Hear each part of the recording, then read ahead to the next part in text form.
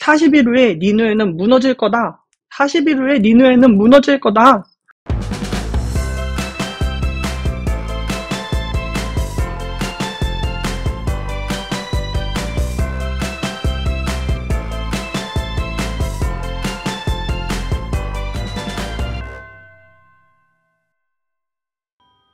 짝짝. 다음 또 이야기해볼 사람.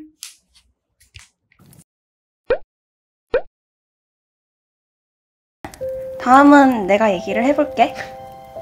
오늘은 많은 선지자 중에서 한 선지자에 대해서 얘기를 하려고 해. 그 사람은 바로 엘리사야. 구약 성경에서 선지자 중에 선지자였던 하늘로 승천한 엘리야의 제자였지. 어느 날 하나님께서 엘리야에게 말하셨어. 아벨므홀라 사밧의 아들 엘리사에게 기름을 부어 너를 대신하여 선지자가 되게 하라. 이 엘리야는 엘리사를 만나러 가. 엘리사는 12쌍의 소를 치고 있었는데 그런 엘리사에게 엘리야는 조용히 아무 말 없이 겉옷을 줘. 엘리사가 이를 보고 어떤 반응을 했을 것 같아? 엘리사는 바로 소를 버리고 엘리야에게 가서 이렇게 말해. 청하건대 나를 내 부모와 입맞추게 하소서. 그리한 후에 내가 당신을 따르리이다. 살던 집과 부모님을 떠나 엘리야를 그냥 바로 따르겠다는 거야. 엘리야는 오히려 되물어 돌아가거라. 내가 내게 무엇을 하였기에 그러느냐?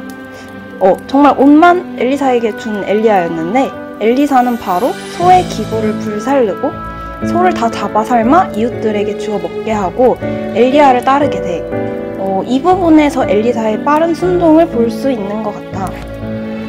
그 뒤로 엘리사는 5년 동안 엘리야의 제자 생활을 하게 돼요. 그리고 엘리야가 하늘로 올려지기 직전 엘리야가 엘리사에게 질문을 해. 주께서 나를 데려가시기 전에 내가 내게 어떻게 해주기를 바라느냐?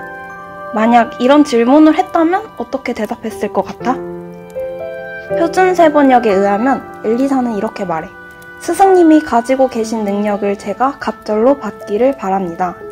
엘리사가 바란 능력이란 엘리사의 성령을 말하는 것으로 당시 엘리사의 선지자적인 사명과 열정, 그리고 그 어려운 시대 속에서 마음 한켠에 있는 부담감과 걱정이 담겨져 있었던 거지. 자신의 스승인 엘리야가 없는 상황에서 이제 선지자의 역할을 홀로 감당해야 하는 엘리사의 입장에선 하나님의 영이신 성령님의 역사심이 없다면 그 길을 감당할 수 없었던 거야. 그래서 엘리사는 엘리사의 성령이 하시는 역사의 갑절을, 그 일을 감당할 수 있을 만큼의 갑절의 영성을 바란 거지. 이에 엘리야는 이렇게 말해. 주께서 나를 너에게서 데려가시는 것을 내게 보면 너의 소원이 이루어지겠지만 그렇지 않으면 그것이 이루어지지 않을 것이다. 결국 엘리사는 엘리야의 승천을 목격하게 되어 엘리사는 슬픔에 겨워 옷을 찢었고 그 겉옷을 요단강에 내리쳤어. 그러더니 강물이 좌우로 갈라졌어. 여기서부터 엘리사의 능력이 시작되지. 근데 엘리야가 승천한 직후에 다른 50명의 제자들이 있었는데 이들이 이러한 말을 하는 거야. 우리들을 보내셔서 선생님의 스승을 찾아보도록 하십시오. 주의 영이 그를 들어다가 산 위에나 계곡에 내던졌을까 염려됩니다. 하나님께서 혹시나 엘리야를 하늘로 올렸다가 어딘가에 내던졌을까 걱정이 된다는 거죠. 이 엘리사는 보낼 필요가 없다고 말했어. 근데 하도 성가시게 간청을 하니까 엘리사는 결국 사람을 보내 엘리야를 찾도록 해. 하지만 사흘 동안 찾아봤는데 엘리야를 발견하지 못했다고 해. 근데 당연하게 하나님께서는 정말 엘리야를 하늘로 올렸기 때문에 못 찾는 게 당연했던 거지. 그 이후 엘리사는 선지자로서 사역과 일들을 스승인 엘리야 못지않게 잘 감당하고 죽게 돼요. 엘리사가 죽은 후에도 이러한 능력을 행했다는 게 성경에 나오기도 해. 죽었는데 어떻게 능력을 행했다는 걸까? 엘리사가 죽고 그 다음 해에 모압 도적대들이 쳐들어와 사람이 죽었고 그 사람을 장사하기 위해 엘리사의 묘에 합장을 하려고 했어. 근데 그 시체가 엘리사의 뼈에 닿자마자 그 시체는 살아났다고 해. 이렇게 엘리사는 죽은 후에도 기적을 행했다고 해. 이렇게 오늘은 선지자 엘리사에 대해 얘기를 해봤는데 한번 시간이 되면 엘리사의 행적이 나오는 열왕기하를 읽어보고 스승의 영성을 잘 이어받은 엘리사의 믿음과 정말 하나님을 향한 그 강한 순종과 담대함을 생각해보면 좋을 것 같아. 다음으로 누가 이야기를 한번 해줄래?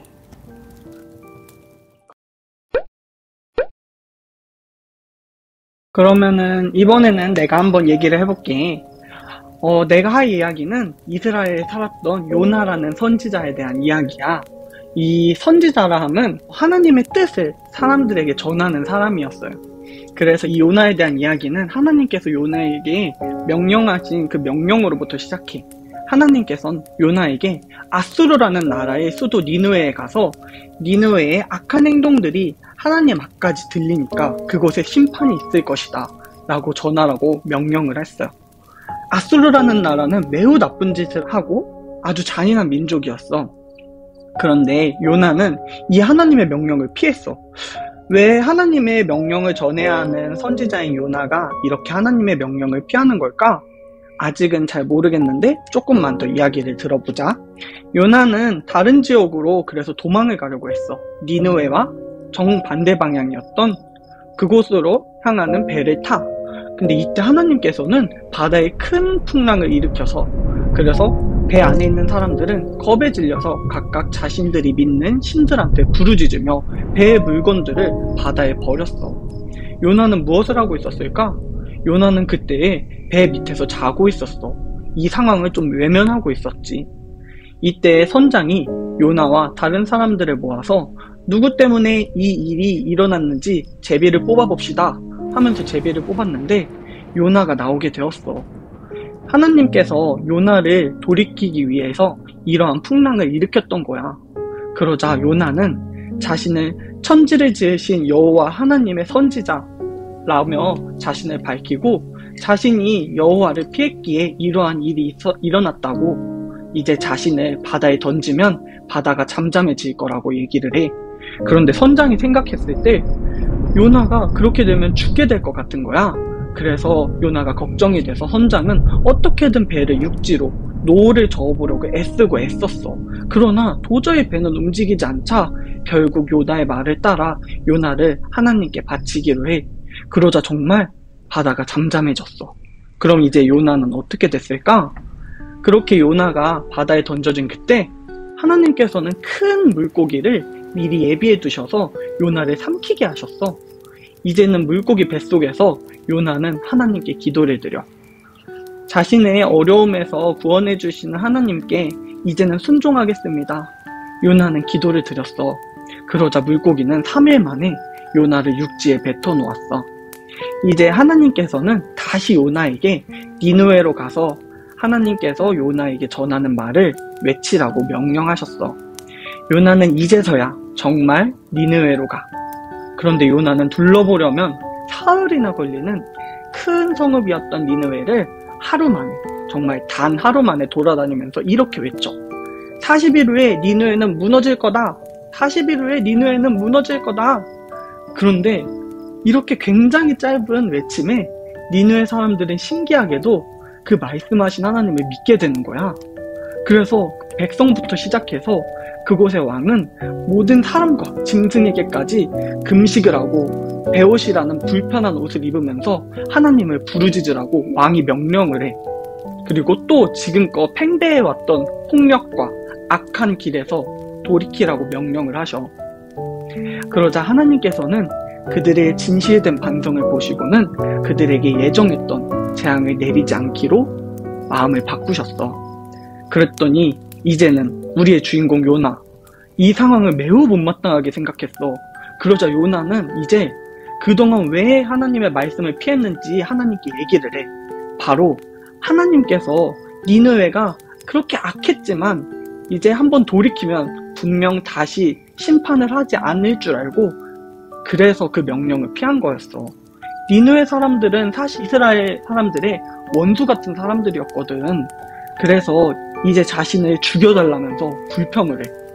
이때 요나는 이 니느웨라는 성 동쪽에 머물면서 니느웨가 정말 심판이 돌이켜졌나, 심판 정말 되는 거 아닌가 하면서 살펴보고 있었어. 그러자 하나님께서는 넝쿨을 이렇게 키우셔서 요나에게 그늘을 만들어 주었어.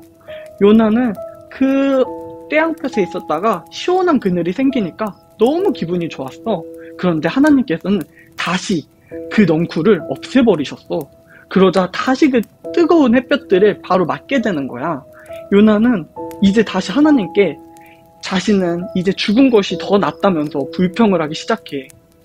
그러더니 하나님께서는 이렇게 말씀을 하셨어. 너가 직접 신지도 않고 가꾸지도 않던 넝쿨을 너가 그렇게 좋아했으면서 하물며 저기 그 니느웨라는 성읍에는 12만 명의 사람들도 있고 그 사람들이 키우는 가축들도 굉장히 많은데 내가 어떻게 그들을 아끼지 않겠니? 이렇게 하나님의 말씀을 마무리로 요나 이야기는 마무리가 돼. 그런데 어쩌면 지금 우리가 마음속으로 싫어하고 있는 그 사람들도 하나님께서는 소중한 자녀로 생각하고 있는 것이 아닐까? 이런 요나의 이야기를 들어보면서 너희들의 생각은 어때?